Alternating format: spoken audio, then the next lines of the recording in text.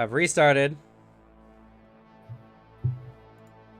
Let's see if that works. Oh, there you are. Sounds working now? Yep, I hear it. Okay, I had to hard restart stream for some reason. I apologize. We had to restart stream. But we're back. So, good. Good. That was weird. I don't know. We had internet cut out for a second and things got a little weird. Oh no. Okay, I think we're working. Oh, if I go to my YouTube channel, it says I have 2 streams on right now. So, I don't know. Interesting. I was just hoping to, like, do a quick reboot and hopefully it just would keep the stream going. I don't know. That's unfortunate.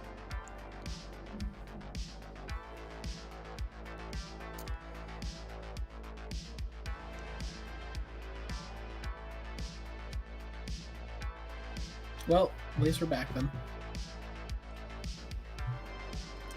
But anyway, as I was saying, it's just like, also putting your players up against creatures when they don't have a weapon that can harm them is a terrible way to introduce your players to a creature, because they're going to bash their heads against it, feel bad about it, and then need to flee, which is never good. You should have something in the scene that they can utilize, or make it like a more narrative based encounter where, you know, it's like something happens and their weapon doesn't work, and then I don't know, they freak out when they see like a material and then run or something. Like, there's ways to do it where you don't want to put your players in a situation, because your players are trusting you as a DM typically to not give them encounters they can't beat very standardly. So if they are in a situation like that, overtly tell them you can't do anything, you should run. We're moving to a chase scene now, something like that. Mm-hmm. But, you know, tabletop is just it is something that is a two-way street where you gotta meet them halfway to what they want in the game. And if you don't want the same things, that's a different conversation altogether.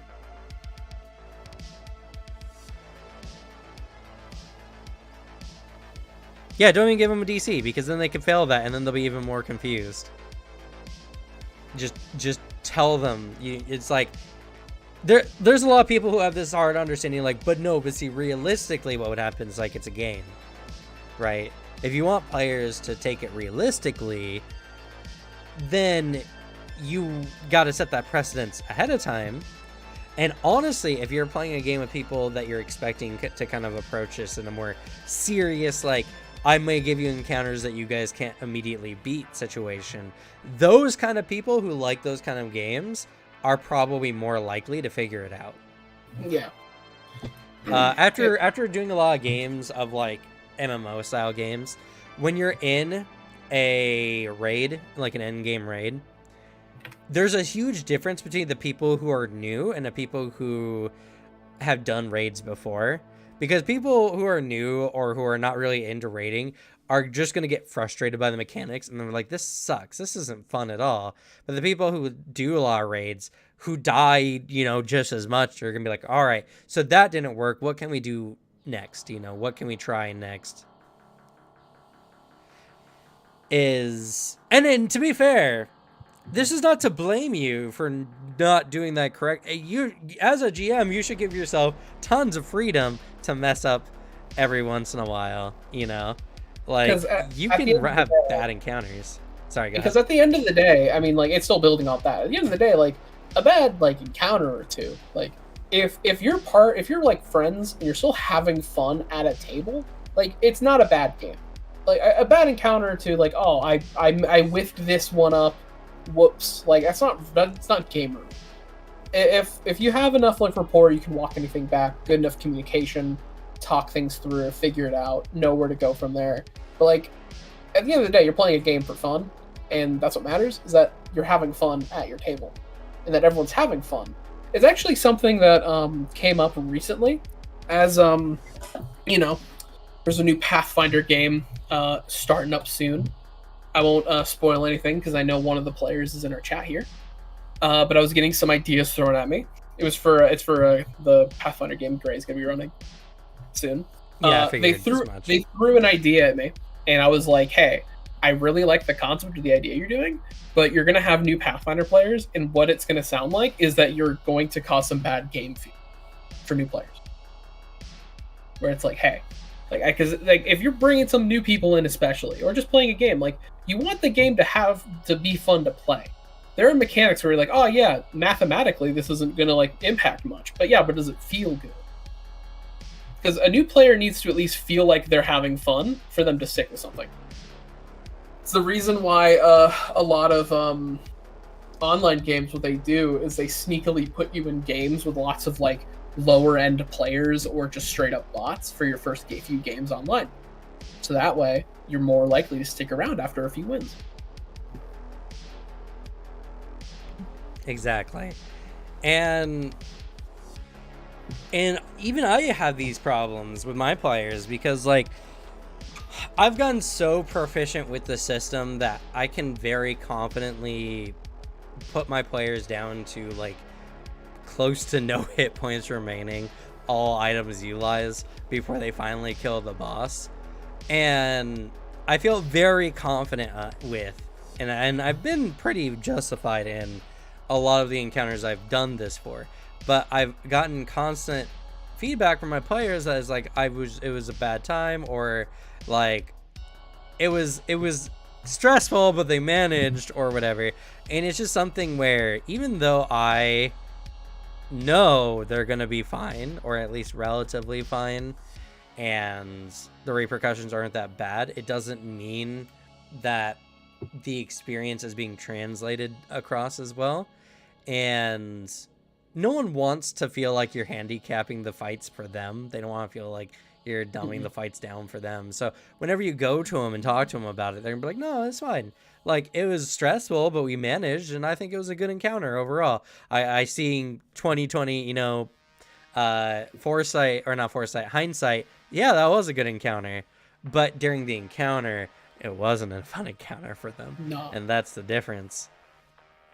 It's the I think it's the one thing I can always say, because it's like the few times, like, because I'm also peak in your games, like, we got this. I know Cam knows all about this. The difference, I think, is just when it comes to just game feel. Because like I've had your really fucking hard encounters, and I've been like, yeah, we're coasting, we're cruising, and we're like been down. All of us have been down like 2 or 3 times, and I'm like, we got this. But the main thing is, as long as your players feel like they can do something, that is what matters. Because it's not even like pointed at your games. I've played in games that do this. Like there are some really bad offender games I've been in, where it's like, oh, this is just actually bad design, from a person who doesn't know how the system fully works. But it's like, imagine playing XCOM, where every single attack you have has a 30 or to like 35% chance of hitting. Right. You wouldn't want to fucking play XCOM. Like, it's the DMs that are like, how do I make fights harder? I know, higher AC. And they don't think about, so now none of my party will hit this guy consistently. Yeah. Even if mathematically it works out where the number of attacks. Like, we had this in Anima when you guys were fighting the Arctic Chimera matriarch. Yeah. And I'm like, you guys, you're fine, but you guys were not feeling fine because you kept missing over and over and over. And I'm like, guys, please, this is how this creature survives the dumb amounts of damage you do. It's just, you just need to hit it a couple times. But the players were like getting frustrated. Yeah, because like it makes sense logically. Looking back, it's like fair enough. But it is really lame, just game feel. When like just player feel, when like you're playing the game and then it's like, all right, my turn. I do nothing. Okay, I sit here for 20 minutes now. Yeah. Like it's the translating of how something would go. Where the intent of the DM, and I loved it for all of those fights. It's like, oh yeah, in hindsight, 100%. Yeah, you're totally correct. Like, yeah, we can over time with action economy, we will win. But does it feel like we're winning, or are we having fun winning? Yeah. Because like, yeah, we won, but I barely did anything. I just kind of stood on the sidelines. That's really fun for my character. This cool badass warrior I made is just like a cheerleader on the sidelines. Yep. So.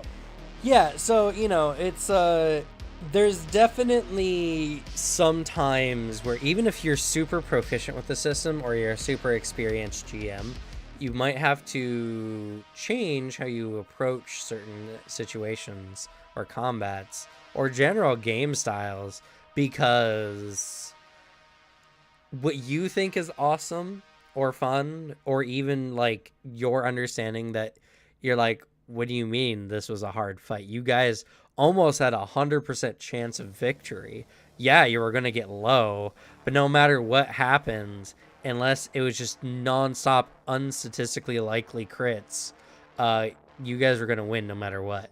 Mm-hmm. But to the players, it don't feel that way. Yeah.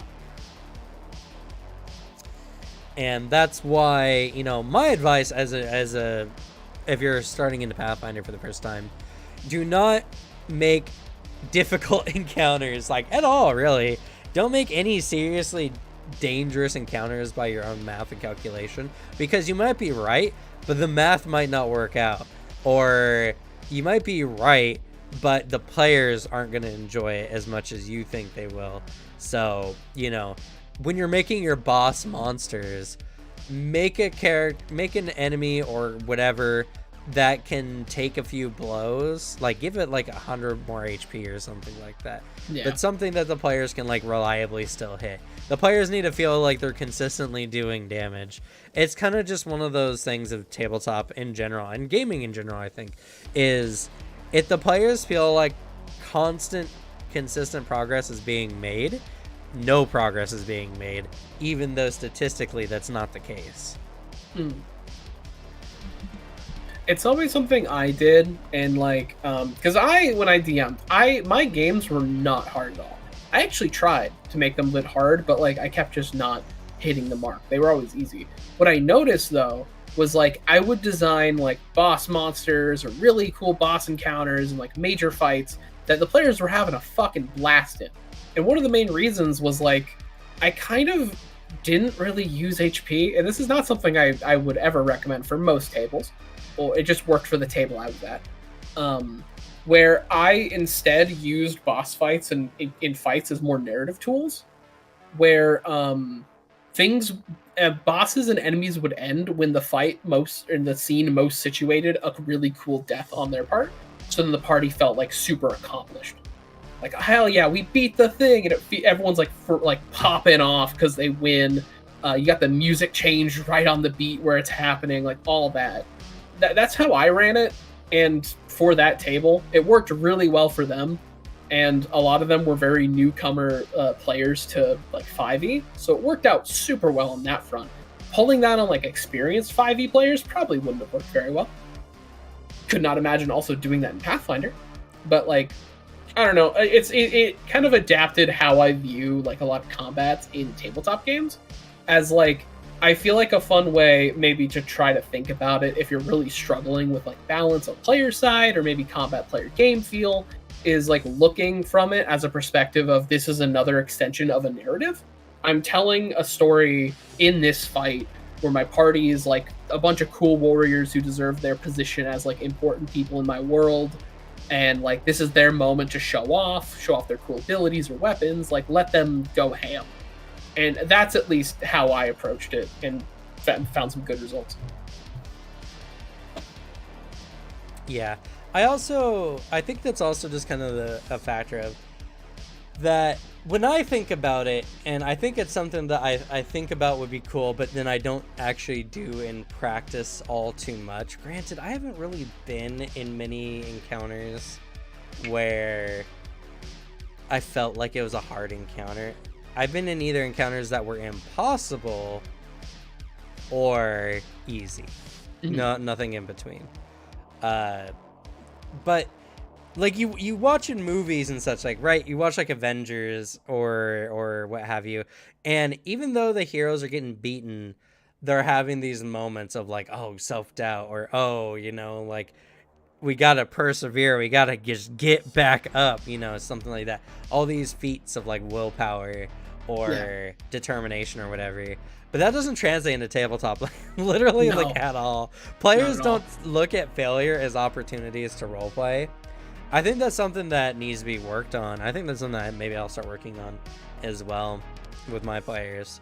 Is it maybe just developing mechanics around that? Yeah. Like a special kind of a system where you can build points to like a hero point or something like that. I think that's a good way to do it. Actually, that's a sick system because that promotes failing forward. Yeah. Because it's just like the problem of when you approach a game-centered thing. It's like, oop, I missed. It's like, all right, I missed. The thing I wanted to do did not happen. Your go. Like, it's more of like just how a lot of games are set out, just in general. Is like, is you messed up, you failed. Now, like, there's nothing else you can do. Like, you miss Attack and Fire Emblem, XCOM, Divinity. Like, there's nothing really other mechanic benefiting you there. Yep. And nice, Magnius. I hope we have a great session tonight. Hell yeah. But yeah, so, take opportunities to roleplay as much as you can. Don't feel like Pathfinder you need to play really, really well unless you're playing with a GM who's forcing you to.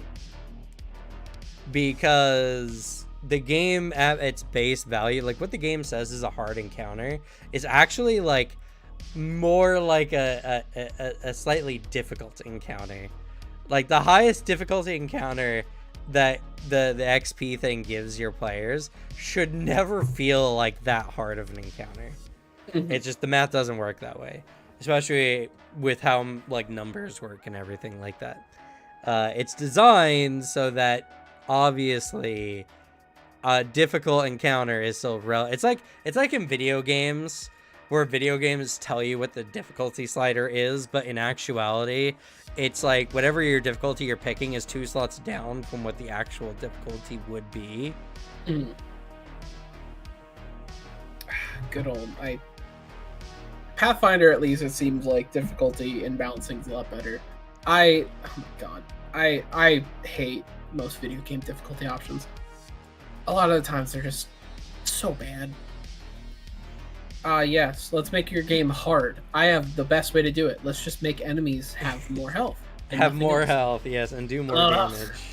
Yeah, you know what? It's great. I love playing, you know what God of War needed more of? Damage sponges. Yeah. That feels good to play. Yeah, the only game I've played that did difficulty scaling well was Jedi Fallen Order. Because it's like, you can play it normally, and then you have the Dark Souls button. Where it's like, all right, let me turn it up to Jedi Knight, and now I'm playing Dark Souls. Yeah. Yeah, it's annoying. Yeah.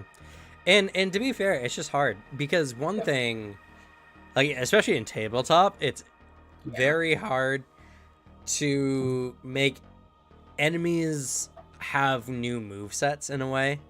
You can give them new abilities, sure. But because of how action economy works, the new abilities are just taking the spot of what old abilities are.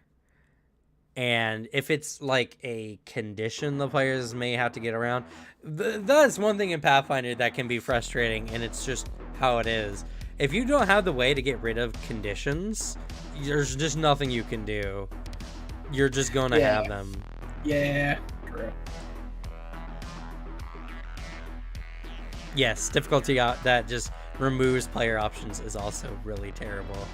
It's just like, hey, heard you like Elden Ring and you thought it was a little too easy. Well, how about a broken sword run? That's the next step of difficulty. You don't get to use any of the cool weapons or anything like that. You just get to use a bad weapon that has a really lame moveset, but it's more difficult. So there you go, champ. Only real players do broken sword runs. Listen, the only real like Elden Ring players they play 2 games at once from a controller and a DDR gamepad at the same time. Yeah. That's a true playthrough. And in video games, it's much the same. And another problem is as well, tabletop gaming is not meant for like skill-based gameplay. I'll tell y'all right now, because no players are trained to do so. That's the biggest thing. Most tabletop games in general are very straightforward. You hit enemy, you deal damage to enemy tries to do the same back, and then you just do different ways of doing more damage or mitigating or debuffing or buffing or whatever. I remember, because it's a mistake I've keenly made a few times, where I started playing enemy groups with more tactics. And what happened was, my players thought that I was throwing at them impossible encounters, because they're like, how are we supposed to do this when you have the enemies going after our squishies the whole time? Like, I'm literally up in their face attacking them, and they're attacking our squishies. It's like, because that would be the more calculated thing to do, because the enemy's trying to win, and you just got outplayed, and now you feel bad. And it's not, I'm not blaming those players or anything like that. It was literally just, you got outplayed. One of the encounters that I do in Pathfinder, because it always teaches the players how to play the game better, but it always feels bad for them, is I throw a bunch of zombies at them. I've done this quite a few times now. I throw a horde of an absurd number of zombies at the players, because at the level where the zombies are difficult, or at least like a challenge at all, the players can't just run up and like fight them, because then they get swarmed, and then they just get destroyed by like 4 different zombies at once. But if the players are constantly spacing, using the zombies' slow nature, their slow movement speed, and the fact they only get 2 actions against them, kiting the enemies, splitting them off, making it so that your melee fighters only have to fight small chunks of them or whatever, then they can handle the encounter no problem. And nothing changes. The number of zombies never change. Nothing. There's just, players play normally and get destroyed. But if they just put a little extra thought into the strategy behind it, they suddenly just do immensely better. And that's not necessarily the way to do it. Yeah. They still didn't have fun learning the mechanic, you know what I mean? Actually, God. What's up? The enemies utilizing tactics gave me a very dark flashback in other problem games. Because, like, there are fun versions of enemies utilizing real tactics. And then there's like, I'm just doing I'm thinking tactically like the enemies would. When in reality, they're just now acting like robots that cannot feel pain. Because, like, honestly, a pretty good deterrent for trying to go after an archer is a man stabbing you in the chest. And you're like, let me unpull myself from his sword and run around to go stab the archer who's not focusing me. Like, I've had player, like, DMs where it's more of, tactically, I know exactly what the players can do. So I'm going to make sure I attack the player who has a thing to counter my thing, without, any justifiable reason why the enemies would know he could counter them. Yeah. There's bad versions of it, very bad, that are, again, not your games. Yeah. Like, I was going to say, I've never done that before. You've never done that. Really early in my career, when I did mirror matches with players against their own characters and then kicked their ass with their own characters. Yeah. Because knowledge of the system. That's something I've never done again, thankfully.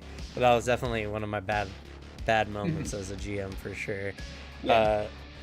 And there's that thing. It's like the realistic versus the strategic. And you say that, but also if the situation was reversed, it would be the same deal, right? The GM's like, why'd you go after the caster? This guy's stabbing you. Like, because that guy's killing us. It's like, yeah, but this guy's stabbing you, right? Isn't that pain enough? Like, it doesn't work. It's not. It's a hypocritical statement. I think it's hypocritical in the extent, but it's still like it's a then like just kind of gamified thing more because it's the I don't know. It feels different. I understand logically that it's a hypocritical statement, but I feel like it is different. Well, the difference is you want the players to win, Yeah. and the GM shouldn't be trying hard to make the players lose or feel like they're losing. Yeah. Actually, you know, a very interesting thought has occurred to me recently as of late, especially because we're playing Lancer. What's your thought of tabletops removing death as a possibility for characters? I think depending on the game, it works just fine. Because I think it's an alright idea. Because depending on your table, because there are some tables that want to have the overlap, like the looming actual threat of death, and then there are tables where it's like, you know, I just want to play a game, and like I would like to just respawn. I would like to not have to go through and create an entire new character because of this. After like, oh, I put all this work into this character's like backstory, design, and all this, and now it's just kind of gone. I understand both elements of it. I lean more on the fact that it's a game, because there are a lot of games I've been in where I'm like, you know, I don't want this character to die, and then there are games where I've been in like, all right, this works, I'm fine with the threat of death. I think our anime games are examples of I'm okay with my character dying, but like for say like Pathfinder, or not Pathfinder, maybe like Lancer or something, where I'm like, I don't have a backup. I kind of like this being kind of like arcadey, like war game style. So yeah, funny enough, I'm for it. In Lancer's rules, there's actually rules for cloning and everything like that. So, it was something that was brought to my attention. Not brought to my attention. I noticed it and started thinking about it seriously in the concept of tabletop. And I think, one, you're right. It just depends on the table and the groups of people. But I also think there's just a stigma against it. Recently, me and a bunch of friends started playing Stolen Realms again. And Stolen Realms is one of those games. And in fact, actually, based on our earlier conversation, Fire Emblem games, there's a mode where you die and you're dead and you can't come back. And as long as you beat the encounter, everyone comes back. Yeah, I played on that. I played on that too nowadays because I think, one, I just don't got the time for it, and two, literally all I'm doing is just resetting every time a character dies anyway. So I'm not really playing the classic mode regardless. Most people who play classic mode are also like that. Yeah, it's all you're doing is you're saying like, oh yeah, but it's harder. No, I'm just wasting less time. Because like, yeah, I had a character or so die, but like on the other hand, I didn't restart the level 12 times. Exactly. That was me watching Colton and Devin play Path of Radiance. It's just like they reset repeatedly, and I'm like, yeah, okay, so we're doing the same thing. And I mean, I'm also not saying they're not the ones saying like it's better or this is the way it's supposed to be played. It's just it's the idea of we're doing the same thing here. You're just calling it something different. Yeah, I mean, if the idea is you're just gonna restart anyway, then why not just play the other mode? Yeah. Like I usually only play classic, and I usually try to play it very like legit only once I've played the game like once or twice, because you know it is lame with like Fire Emblem's like, oh yeah, oh my character died, oh well, I don't get to see their story, but turns out they would have been like my favorite character. It's like I like to play it on casual once or twice before trying to play it on classic. And like I'm all for players who want that harder experience. Heck, when it comes to tabletop, I like playing with the idea of death. Mm-hmm. So don't get me wrong. I think the idea of a heroic character death, I mean, like, Alex here should know, he's had one of the most impactful character deaths, one of the few character deaths I've ever had, really, in tabletop. So, you know, and it's something we still talk about to this day. That happened, I think, 2020. 5 years ago? It was not 5 years ago. It might be. Wait. It happened... No, it happened in 2020. I was in my dorms. I remember. Like so much longer. Yeah, I remember because it does feel like it was a long time ago, but it was might have been 2019, 2020.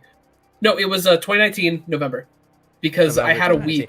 I had a week So that fucking sucked because it was Garvey died, and then I had a really sad session with your fucking like betrayal paladin with amnesia in the same like 2 days, and I yeah, was ruined. I was feeling awful for a week. I needed a break, but I yeah. didn't take one. That's why I Uh, remember. but that's the thing, right? Is that was one of those moments that has stayed with us for a long time, and that's why I'm always going to kind of advocate for those kind of narratives, because those deaths can be meaningful and impactful, and it's something that I feel adds to the narrative. But the way we play is not the way that everyone plays, obviously. No, And I legitimately think that if death was taken off the table, you could do more fun things with tabletop, because your players would be less upset when a fight is not going their way. You know what I mean? Like, I completely agree. it's one of those things where I feel like if you remove the the obstacle of death, that'll give your players all a greater feeling of like relief, of like, oh my god, now we're in this hard encounter and we're losing. It feels kind of bad, but it's okay, we can always come back or do something. Yeah. I've never thought about this, but I completely agree. Because yeah, like that thing is like, it gives you more. It gives players more chances to try something goofy and fun. If like that threat isn't there, because like that could work just fine. Like imagine you're playing like Lancer or something. Like, oh, we failed this boss fight. We get whatever story way we can restart. Maybe we didn't actually die. Maybe we had a contingency plan in place. Maybe we wake up in like a clone body. But like that gives you a chance to be like, okay, now let's actually sit down and prepare. We weren't prepared last time. Let's make sure that doesn't happen again. That leads to some really fun gameplay stuff. I haven't thought about that. That's a good ass point. I like that. Yeah, and actually, for with that in mind, for my game that I've been designing, I've essentially made narratively that the setting, the science in the setting is so advanced that as long as you're mostly like in one piece, like even if a bullet is blown into your brain or something like that, as long as you're mostly in like one piece or enough pieces to put something back together, you can come back after an encounter. Because you just gotta be taken back to like your vehicle that is also like your moving base in a sense. Put them on the med station and let it like 3D print up their body back together again, pretty much. Yeah. With the idea of, it's not like 100% if there's a TPK, then that's just straight up it's over. Yeah. But individual player deaths are not like a game ending kind of thing. I think then it also for that specific part, it's a point I was also thinking about making for this. Like I feel also like session 0, hey guys, what do y'all think about player death?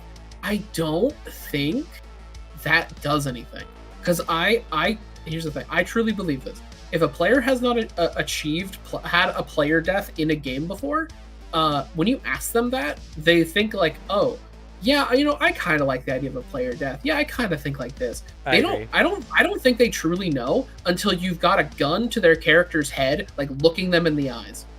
Yeah. Of like, what do you want to happen? Because I think the actual thing, and you've run this, and I like that you've done this, is like, are you okay with this?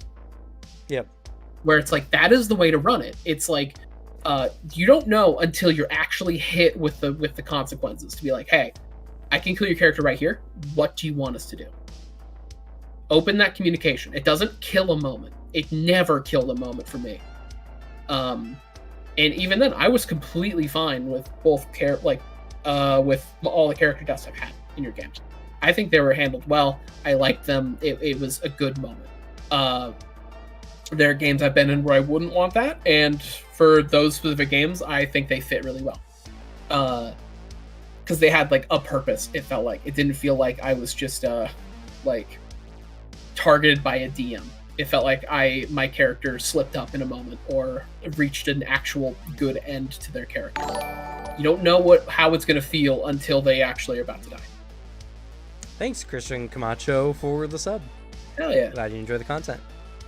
But God, yeah, I like the idea of it. I like the idea of a tabletop that just death is not as big of a deal. Where because that like video games, like you fail a boss fight, you can try again. And you can plan better.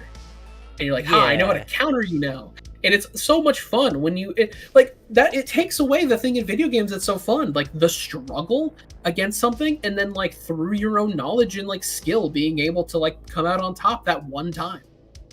And you're like, I did this, I improved. That feels good. Mm-hmm. That's true. And it lets you, I think, play around with difficulty a bit more. I think you can start having more really bad you know what's super funny too, it's not that tabletop doesn't have this already. In fact, that's been a pretty staple thing in D&D for a long time now. The whole you gotta go back to like a shrine or something and have the priest there revive a party member for an amount of gold.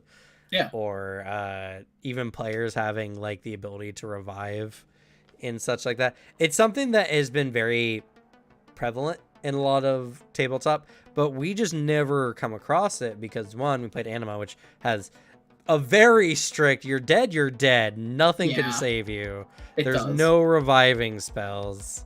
Healing is like next to nothing. Regeneration is what matters. Well, no, you can get really good healing in the game, but you can, but it's not easy. It's not like D&D 5e where it's here's all your health back, or Pathfinder, because Pathfinder also your cleric comes out and it's like, here's a 6th level heal slot, here's 100 HP. Yeah, exactly. Kind of situation. But they exist, but it just is not something because like whenever we play, either we don't have the capabilities or a party member doesn't, or we just don't think of it that way because we just aren't those kind of players typically. Not really. But I feel like if we were given us, if I gave you guys a setting more of just like, hey, death is not terrible, I'm gonna bump the difficulty up. I don't know, I would like to see how that would come out. Yeah, because I feel. Go ahead. I think the first combat would be like rough because it's just shaking off that mentality. But like, I think that is an interesting way to take it that I haven't thought of and I haven't seen anyone do. I like that idea because that's my like that's the thing I've talked about when it's like my perspective on like older. Like the type of tabletop games the grognards like, where it's like the meat grinder games, where I'm like, that sounds really boring and like not my thing, because like I like tabletop because I like making a character that I really invest in, maybe even time and actual real world money on, where then like, oh yeah, next session they're ripped away from me. It's like, okay, cool, so all that time was wasted. Yeah, I just kind of wasted a lot of stuff. That's not fun to me. And I'm going to bolster my argument with another thought as well. What makes death meaningful to people, right? Because there is this this video, and I hate these kind of videos, from this guy who's just like, yeah, no, I don't know why, like, players just don't like difficult games anymore. Back in the day, you know, you would walk down a hallway and your character gets squished and you'd be like, all right, pull up my next character sheet, here we go. And that was it. We didn't cry over our character. I'm like, so what did that death mean to you? Right? Yeah. All you did was change a letter in your name and continued playing. If anything, that's worse than the player who just had a mental breakdown over their character dying. Because to them, that character is gone. They're not coming back with the character with a few letters off. That character is gone. You know what I mean? That's just the Fire Emblem thing again. You just reset after a character. That it's like the same thing. Like nothing actually changed.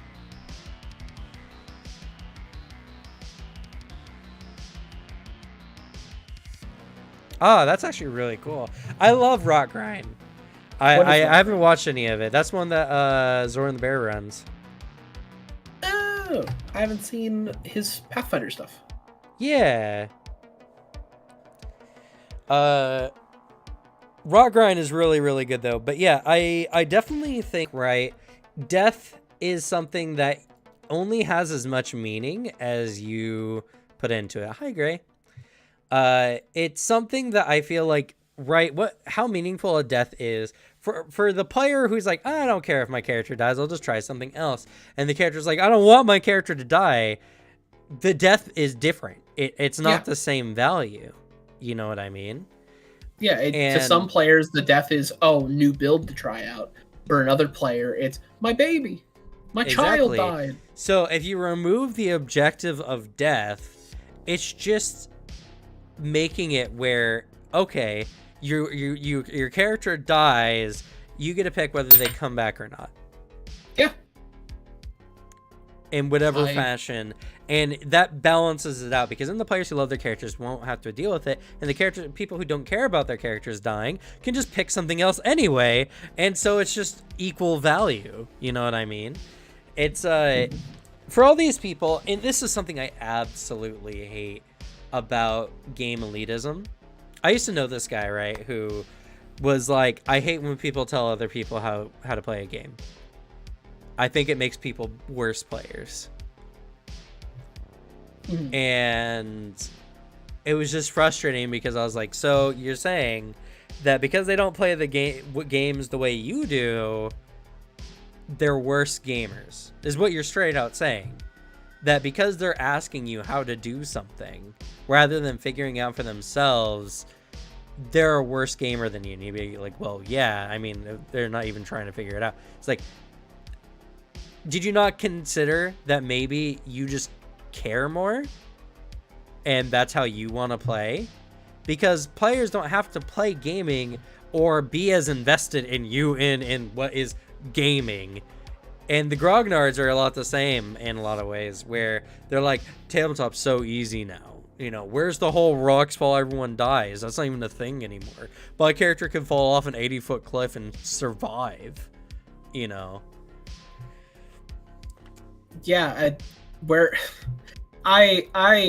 that's an annoying argument, because, like, isn't the point of rocks fall, everyone die? Isn't the main point of that is you have a bad DM? Right, but see, they didn't think that way. They think, no, we didn't check for traps. We didn't do this. You know, it was our fault because, like, okay, whatever. Fine, if that's the kind of game you want to play, go for it.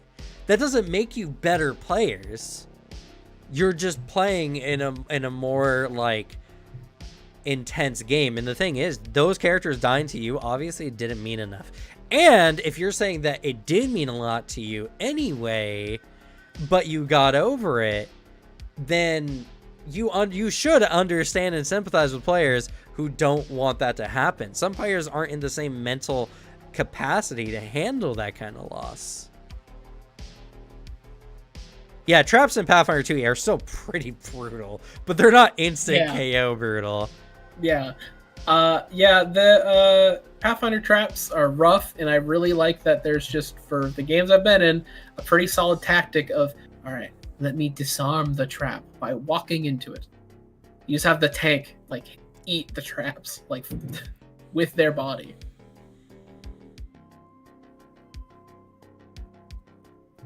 No, Lampolium, literally back in the Gygax days, there were traps that were just rocks fall, everyone dies.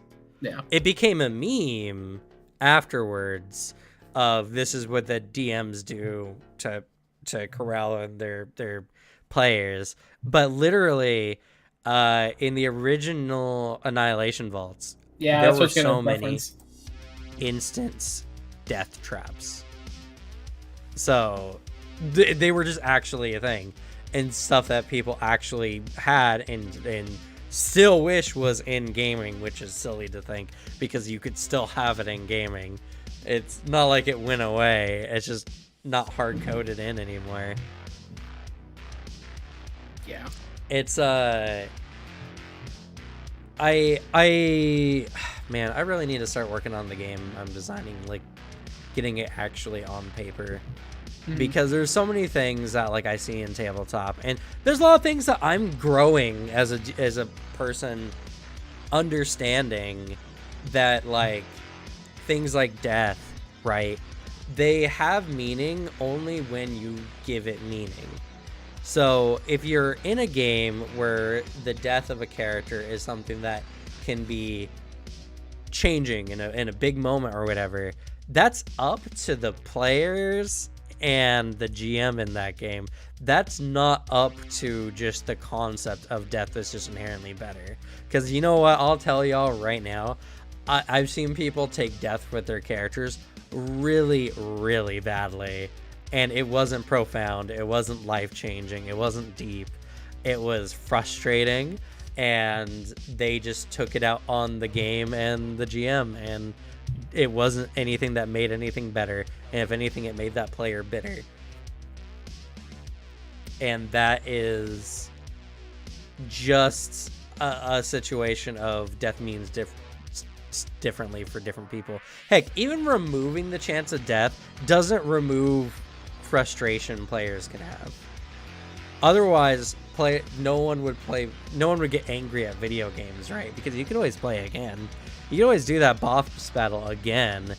But, you know, for the people who break their controllers, obviously losing, even in a game where your death is not really permanent, it still has a different value than it does for other people. Yeah. And that's I think that's definitely something that I want to move forward with, and I think you're right as well. What you said earlier about asking your players in session 0 if death is okay is kind of like the same thing of telling your players, like, should I make this combat more difficult or not?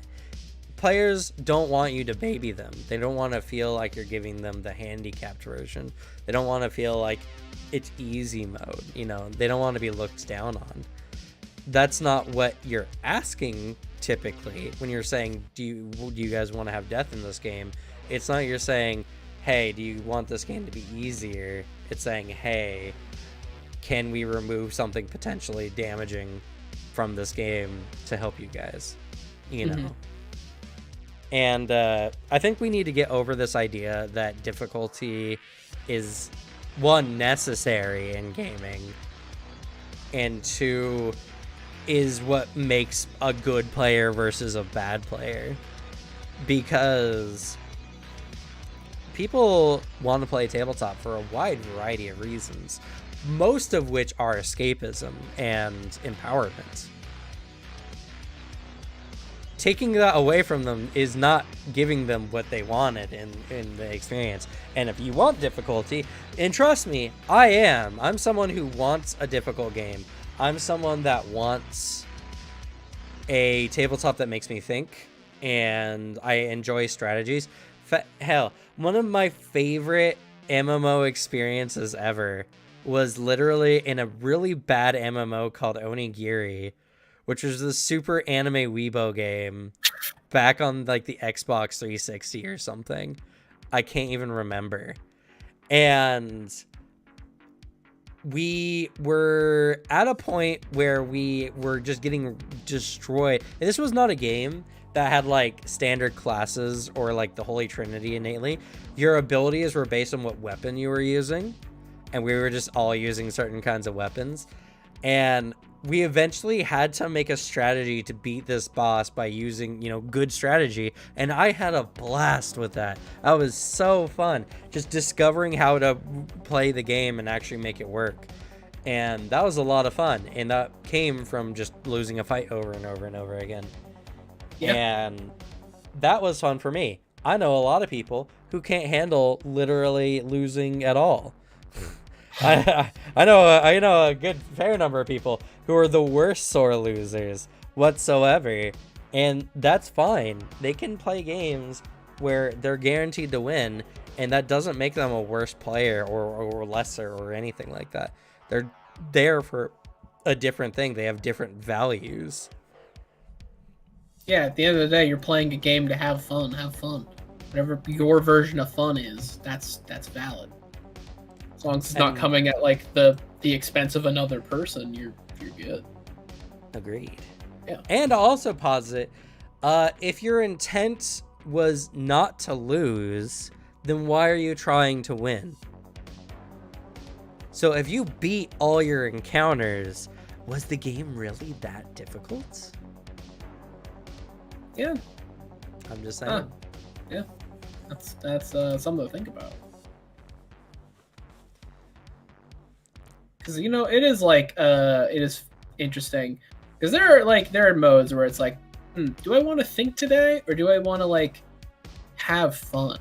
Where I'm like, what kind of day am I feeling? Do I want to play Fire Emblem on hard mode? Do I want to do something I started last night because I had a fun experience with it? Learn how to play chess. Where I actually was playing some games on chess.com like this morning and last night. A game I'm not very good at, but I'm slowly learning. Or do I want to play, or do I just want to play like Vampire Survivors, where it's just like fun? Yeah, I'm the kind of person who loves pushing to get better. We were playing during our Christmas get together. We were playing fighting games, and I lost like twice as much. But I enjoyed getting better. I enjoy going up against better people and improving bit by bit every time. Yeah, that's the kind of stuff I enjoy. It doesn't matter that I lost twice as much. I was getting better by the end of it, and the battles were getting harder and harder for Alex by the end of it. So yes, they were. It was a very fun time. It's just one of those things of, obviously everyone is different, and I will say as well, if you remove death, for some players that's the go-ahead signal to do dumb stuff or to not take the world seriously, where there's no repercussions. You can do repercussions without death being one of them. First of all, you can make repercussions in the game, but now that I'm saying it out loud, but another thing about it as well is I've thought about this before. If your players are intentionally disrespecting your world by going out and doing really goofy, funky things or whatever, that's a discussion you both need to have about what kind of gaming experience that you're there to have. Yeah. If the players... Yeah, because being a GM is hard. Making a world is difficult, and you want your players to deliver that some respect. And honestly, it's kind of an unwritten rule that the players deliver some level of respect to your setting and to your world. Yeah, I mean, there's levels of that, because like you can still respect a world and have fun, do goofy things. I mean, Critical Role fucking does that. Yeah, like they respect Matt Mercer's world a lot, but when he says a name that slightly sounds kind of like risque, they'll make fun of him. Or the otters. Yeah, they'll mess with them, but that's normal. Like every single like thing that you can think of that has like a goofy world, like yeah, a character might be doing goofy things in it, but when things get going, they respect it, respect the world, they respect the villain. Because that does annoy me. I hate the games where it's like, I made this cool big bad evil guy, like he's my big villain, and no one takes him seriously. Yeah, this is just kind of less fun. It's something I've noticed too. It feels like an offshoot of it. It's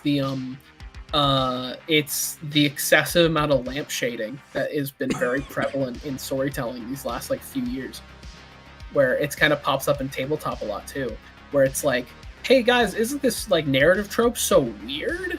Whoa, I fucking hate lamp shading. I've been becoming more and more hateful. What's lamp shading?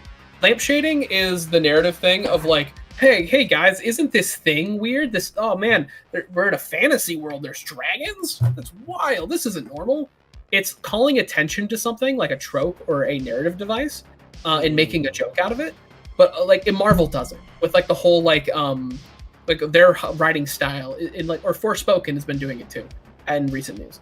It's things where it's like but it's a narrative device of just like, let's poke fun at something before an audience can, but it comes across as very insulting or very shameful. Like you're writing something from the perspective that you're embarrassed by it, so you need to make fun of it before someone else can. I cannot stand lampshading. It pisses me off because it's like, just have the full chest confidence to say something stupid. Yeah, it's okay. Like in tabletop, I like to play characters that are in the world, that make sense to exist in the world, might make light of things, but when things actually come down to it, they take threats seriously. Yeah, I can't tell, I can't even fathom how utterly devastating it would be if you guys had that last fight with Iqbal and Rosencrantz, and then you guys were just like making fart jokes or taking the fight super unseriously. Yeah. Despite all that buildup, like I would be devastated, honestly. Yeah, it would be annoying. Yeah, it would just take all the wind out of that fight. It would just make it something less than what it could have been. Like, it'd be obviously, like if other people, if like some goofier tables or like typical like the Marvel writing of like, listen here, you discount Dracula, like that kind of thing, where it's like, okay, cool, you made a funny little joke pointing out that he's a vampire lord, like good for you, but now the weight's gone, and now it's just what are we supposed to be worried about? Because we can just freely make fun of something. Yeah, and that's also like immersion breaking, because it's like you're face off against this guy who's trying to kill you, and you're just making fun of it because you don't feel your character's pain, and if your character dies, it's not a big deal. I feel like, to be fair, it's something that you can discuss at session 0, and of course tables can take it differently. Obviously, like a lot of the Dimension 20 or the various one-shots that Critical Role does, like when they're all playing discount versions of various characters from Lord of the Rings. Oh yeah, like that's the point of it. So it's like, it was like the whole game is like satire. Yeah, that for that it's fun. It's the stealthing your thing as a genuine version of like of a genre, and then like but in reality it's just like that Marvel style humor. I don't know how else to put it other than just it's Marvel writing, and I'm getting more and more tired of it. Like even then, like it's interesting because like say for example I was fighting Iqbal as Garvey. I think there's a way you can still include like a snarky character making fun of a situation but still taking it seriously, because it's like you can have a character that's like, I'm poking at this thing because I'm fucking terrified, and this is my slight way of regaining control. It's like you can narrate, haha, I'm making a joke at his face, but then like he's maybe his hand shaking as he's saying it.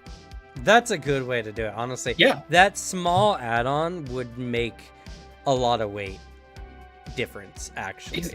Exactly. Like it shows like, okay, this is a snarky character and this is in character for him to do, but he still logically understands that this is a situation that merits taking in consideration, and maybe even modulates how he acts in some compared to other fights, because like Garvey's entire fighting style was pissing off the enemy to the point where they make a mistake.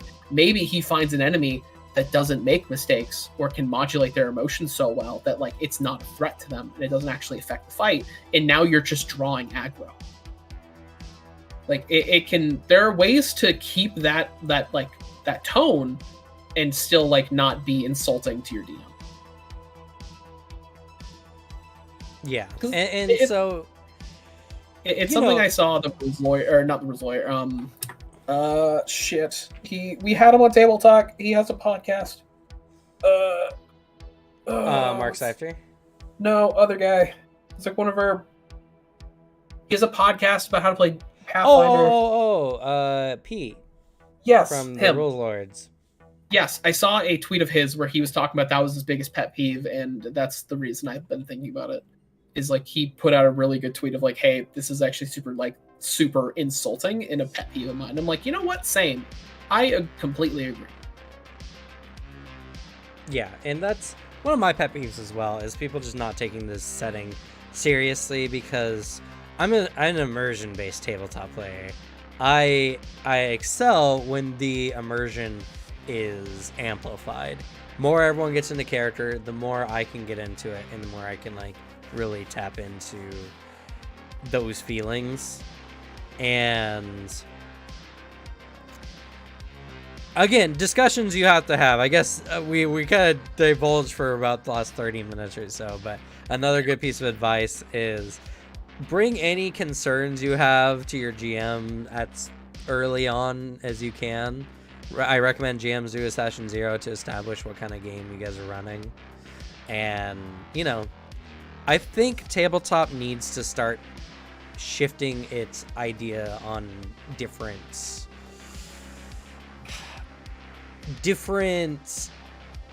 styles of gameplay. You know, Critical Role was another one where they had Resurrection was actually relatively common in Critical Role. That cast members actually died somewhat frequently, actually. Yeah. I've never had nearly as many character deaths as I've seen on Critical Role, which is funny to think about, especially in 5e. Funny. Yeah, true. But they always had, you know, the capability of reviving on hand, but they added a system to make it increasingly more difficult, though it only stuck like once, honestly, to my knowledge. Twice, I think, because Caduce, or not Caduce, is the guy who preceded him, Molly Mock, actually died because they didn't have the technology at the time, you know, to revive him. They've only had 2 actual character deaths, despite, I think, having, at this point, over 10 character deaths. So, you know, I don't think death is necessary for a narrative. I think it's impactful, and I think if that's the narrative you want to tell, I think that's something that, you know, can be very impactful. We've had very good impactful character deaths, and I don't personally necessarily want to remove death as an option, but I do think that removing death can make other facets of the game more fun for the party, like giving them harder encounters and not getting as frustrated, you know, or letting them approach more difficult or even like impossible at the time challenges that they can come back to later, you know, stuff like that.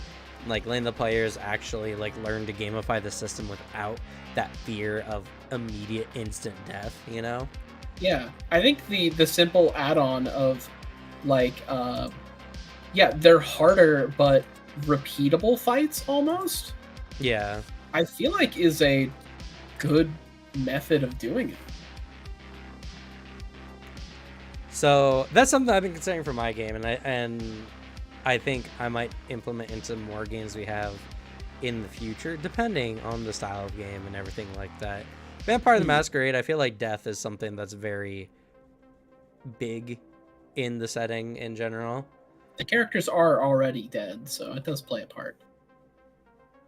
Because vampire. Yeah, pseudo in a way. Kinda. They're more like cursed in a sense. Yeah, true.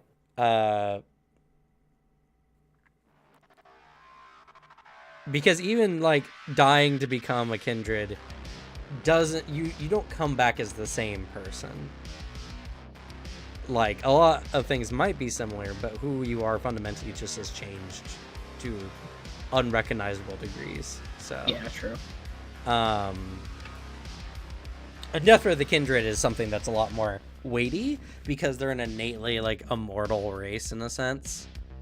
Thus, death has a higher like point of like it's not a for sure thing, and so a lot of people try to avoid it. When it happens, it's always like, oh my god, they've been alive for over 100 years. Yeah, death hits harder for people who are really hard to kill. It's true. So, you know, tabletop needs to evolve. I say this all the time, but tabletop needs to evolve. It needs to shift in new directions. And don't let what the grognards or the elitist gamers tell you if you don't want your character to die, there's nothing wrong with playing a setting that your character cannot die in, you know? Because even the grognards have the assurance that you're going to be able to play another character later on, you know what I mean? Yeah. Even the elitist gamers who play the hardest of games have the assurance that they're going to be able to restart that game at some point. None of them ever have a character die and then never play that tabletop again. Death doesn't have the same stakes in a sense.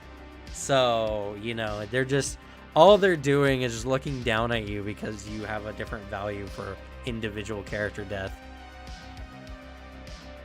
Yeah. No one's ever playing Russian rule tabletop. Yeah, imagine. It's like, oh, my character died by the trap. Haha, DM pulls out a gun. Yeah, that would be nuts. And also scary. Peak immersion. I don't think that'd be peak immersion. I think that's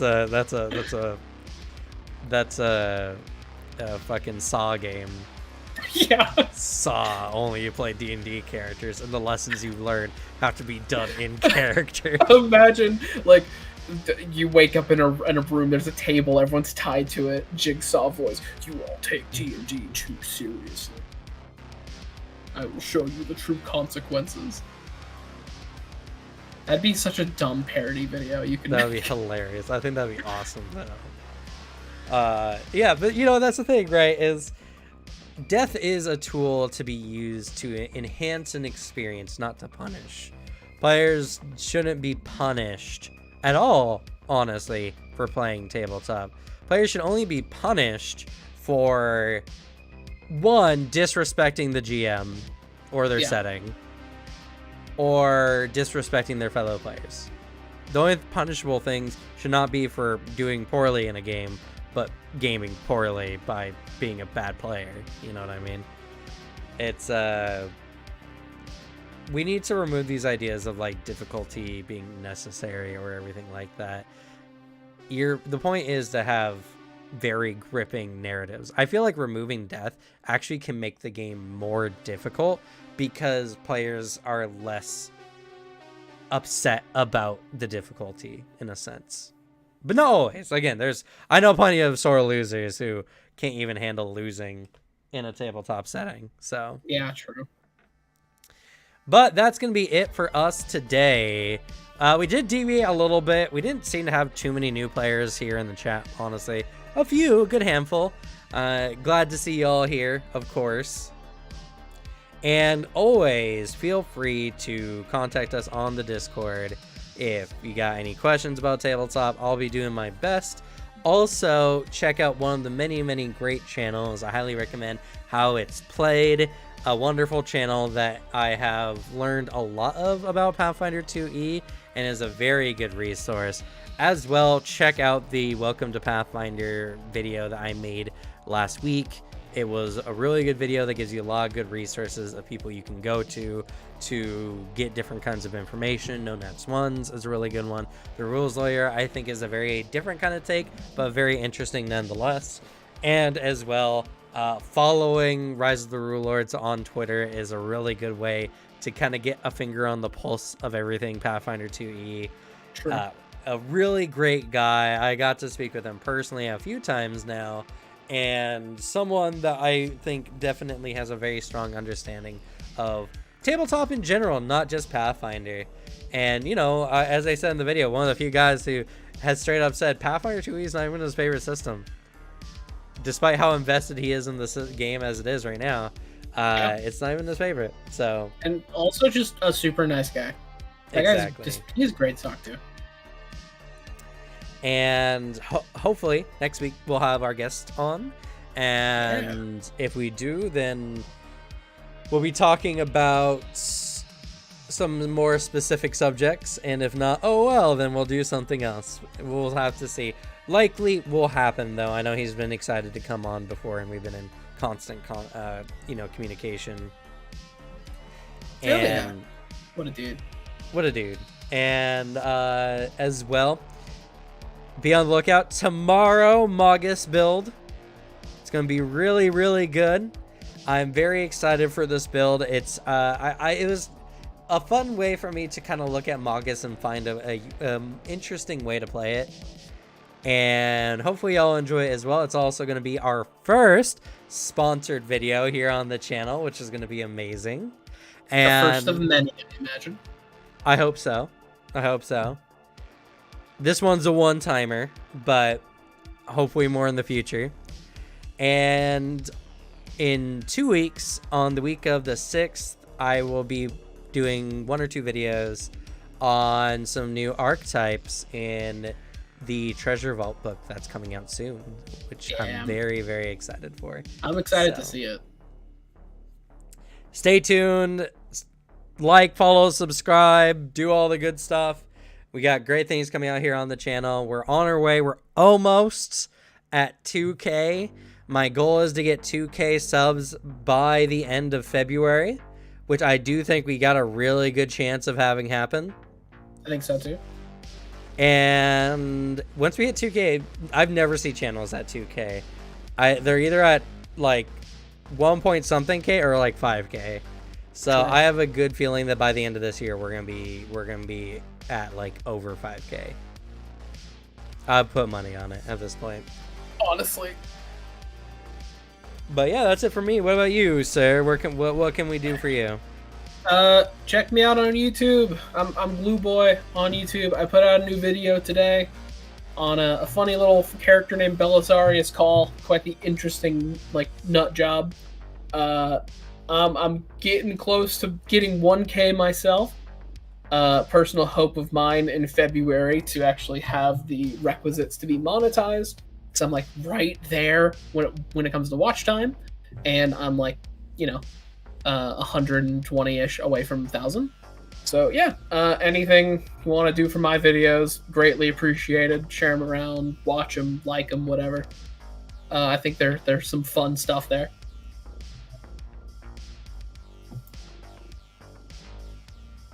Oh, I don't like that. Sounds like a bargain with the devil. The things you have to do to be successful. Yeah. But that's gonna be it for us. So, good night, everyone. Have fun. We'll see y'all next time. Peace. Bye.